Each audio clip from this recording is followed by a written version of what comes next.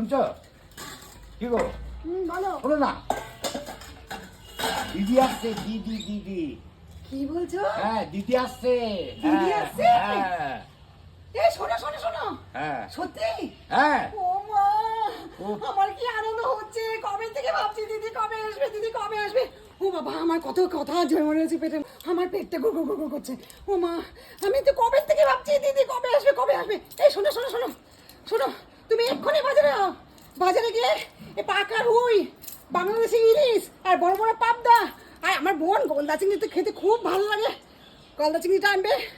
আর বিশেষ করে মটন আনবে, রাত্রেবেলা পোলাও আর মটন কষা করবো কিন্তু। আর দই মিষ্টি, আর এখনকার সিজন তো আম কাঁঠাল লিচু তো আনবেই।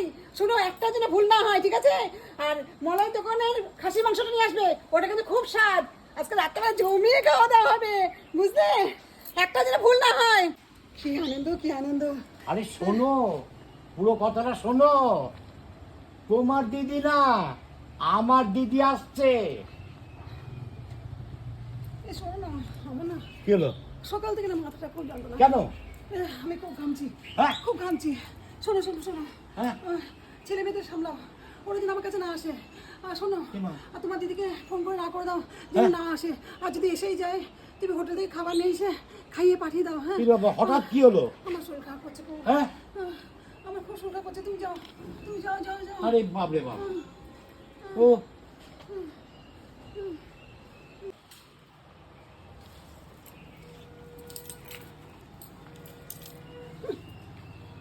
না, দিদি আসবে, তার জন্য আমি রান্না করবো। নাও, এবার হোটেল থেকে খাবার খাইয়ে পাঠিয়ে দাও। আমি করবো রান্না ওনাদের জন্য।